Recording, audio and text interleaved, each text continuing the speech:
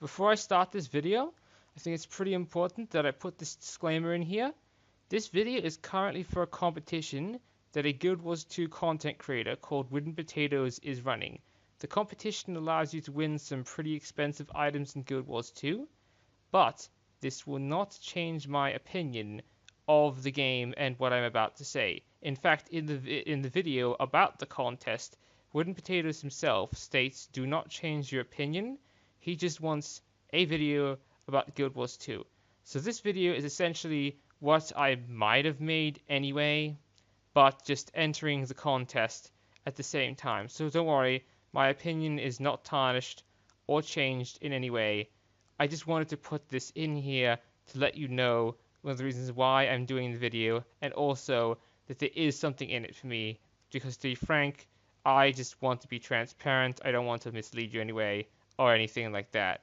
So, in general, yeah, I just hope you understand, and now I'm more informed. That was all. Bye. Well, no, actually, not really bye. Should have said, and I will say now, on to the actual video, because I'm gonna edit it, put a cut in here, and get on with the actual video. So, yeah, my mistake.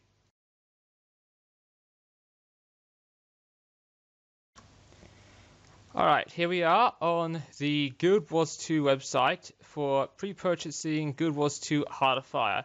Weird place to start, you might be thinking. Well, that's because I wanted to talk about Guild Wars 2 and specifically Path of Fire in this video.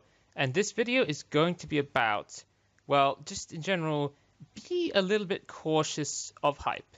Now, what do I mean? Well, let me tell you a little story. I'm a backer of Star Citizen, and I am planning to play the game and really enjoy it when it comes out. But actually, I should change that to if. Now, by now, I know that the game has already released quite a few of its, little sections, I guess? It's got Star Marine, which is the first-person shooter combat when you get out of your ship. It has Arena Commander, which is basically a multiplayer battle arena. And it also has... what was the third? Oh, yes. Basically, a kind of demo of their open universe where you can go around, fly, do stuff like that. In fact, apparently 3.0 is coming out soon, which is going to be the stage where they add more persistency to it, and you can actually fully steal ships, commit piracy, and earn their in-game currency, but it's all going to be reset. Anyway, enough about that. The main thing I wanted to talk about with Star Citizen is before all this came out, at one point I got really, really hyped about the game and thought, oh, this is great, this is going to be awesome when it comes out, and I was waiting for it to come out, and really, really hoping and really, really looking forward to it, and it took ages. In fact, Star Citizen, I'm pretty sure it's one of the games I've witnessed get delayed, one of the most ever. That and Mountain Blade Warband 2 Bannerlords are two games that I'm looking forward to, that it's getting delayed and delayed and delayed, and I am hopeful the Star Citizen will come out, and I do hope that it comes out, not having any bad wishes, and why would I? I mean, I've spent money on the game. But I'm here to say, be a bit cautious when it comes to overhyping yourself about a game, Guild Wars 2 Path of Fire included. Because I admit that, well, not I really admit, but I agree that Guild Wars 2 is much more likely to come out than Star Citizen. Star Citizen, at this point, I feel like it's most likely not going to, but it still could end up being a flop. It all could just crash. They could run out of money, something horrible could happen. Who knows?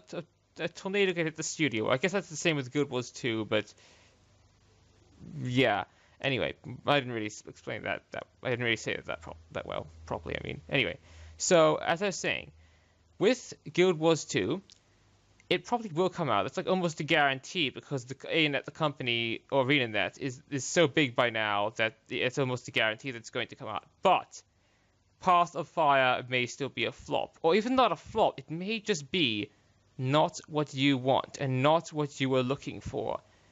An example is Path of Fire is set in Alonia, which is apparently part of Guild Wars 1 and a lot of its expansions, which may rekindle a lot of the old nostalgia for Guild Wars 1. Personally, I've never played Guild Wars 1, but I can understand that kind of nostalgia because I played World of Warcraft, and recently I tried getting back into it, but if you watch one of my previous videos, it flared up some RSI problems of mine. I mean, it actually gave me some in a way, so that was not good. But also, as well as that, it just didn't feel like World of Warcraft anymore. I was nostalgic, oddly enough, from the days when Cataclysm was around, one of its expansions. And the current expansion, Legion, it just feels weird, distant. I can't really put my finger on what's wrong about it, but it just feels wrong. And Path of Fire may be the same.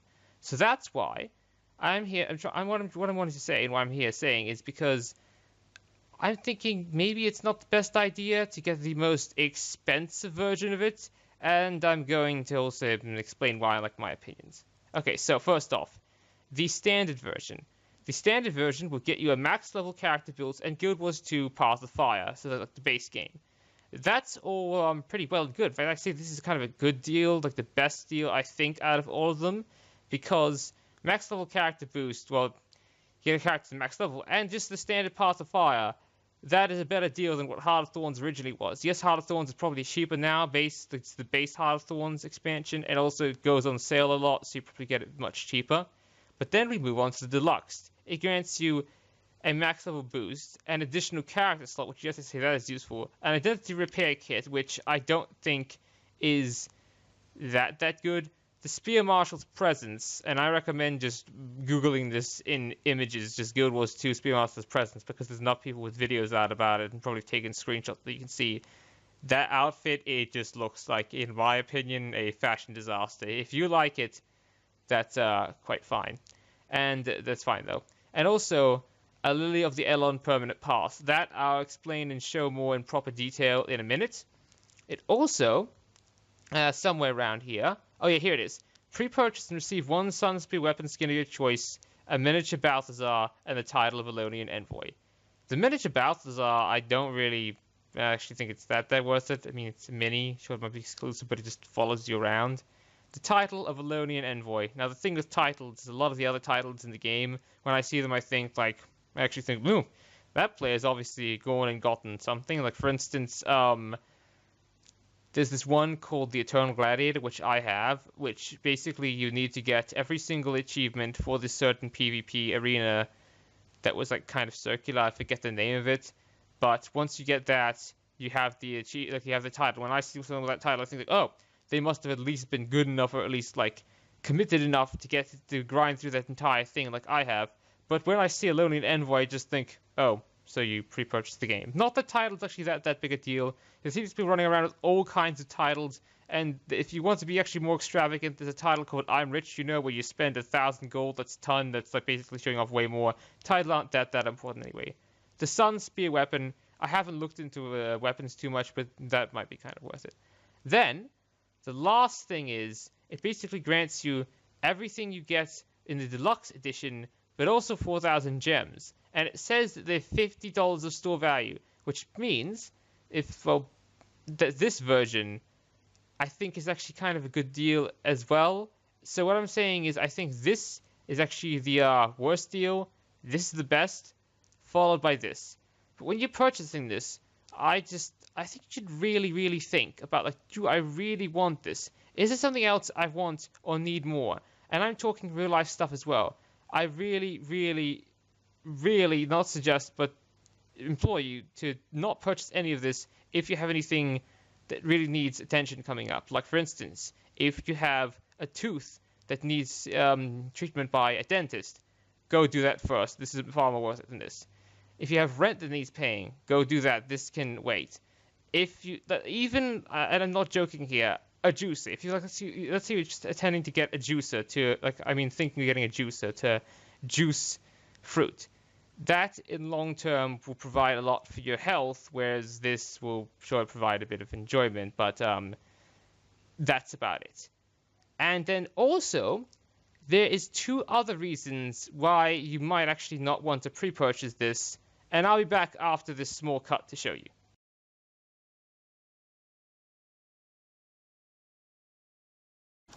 Okay, so here we are after the cut in actual Guild Wars 2, not 1. And here I am bringing up the Black Lion Trading Company, which is the in-game store. Just need to wait for it to load. Okay, so Here also is talking about buying Guild Wars 2 Path of Fire.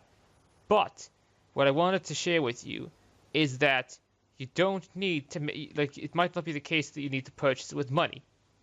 Because over here, and if you just scroll down in the upgrades section, we eventually, here it is. The Guild Wars 2 Digital Deluxe upgrade and the Guild Wars 2 Heart of Thorns Deluxe upgrades. These will give you the expansion that they are from if you buy them with gems.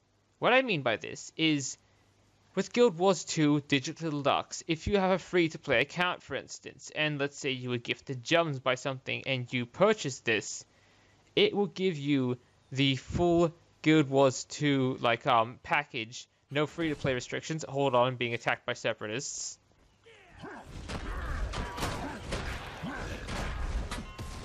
Let me tell them to shove off.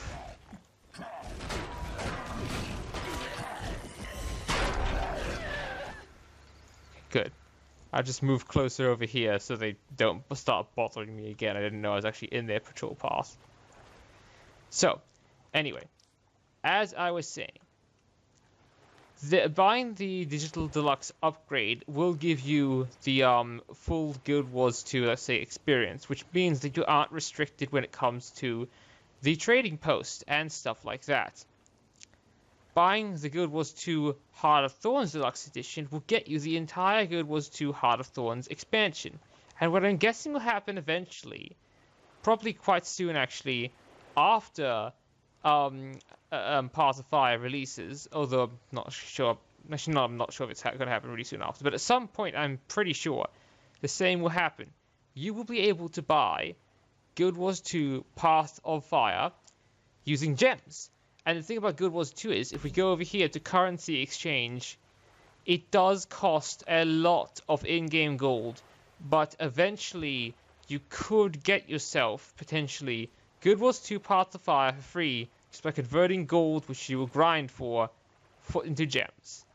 See right here, you would need 5,524, sorry, I'm saying the wrong thing, gold, and such silver and such copper to get 2,000 gems, which is, yes I know, isn't enough, but it's almost enough. And then you just get another 400, so that's another 100 on top, so that's around 600 gold, which, believe me, after enough playing and enough time, like if you take it slow, don't weigh yourself down grinding, you will be able to get that. And that is a way, let's say, if you're running low on money and like can afford the internet connection for Guild Wars 2, but just don't have enough to spend in Path of Fire, that is a way of getting it. The other thing I wanted to show is, I talked about the something or other like pass, and I want to show you what those things are like. I have one right here, the Captain's Airship Pass to enter Captain Hare's airship. If I double click this, then I'm transported to Gandharan Fields where the airship is. It's a really high up place in the map, and these are generally the same for all passes, and they will put you in a place that's basically really convenient. It will have the Mystic Forge, which is a place where you can put items in, and try and get a better item out of it, essentially in a way gambling. It will also have all the crafting stations you need and basically the pickup for the Black Lion Trading Post, which is the auction house in this game.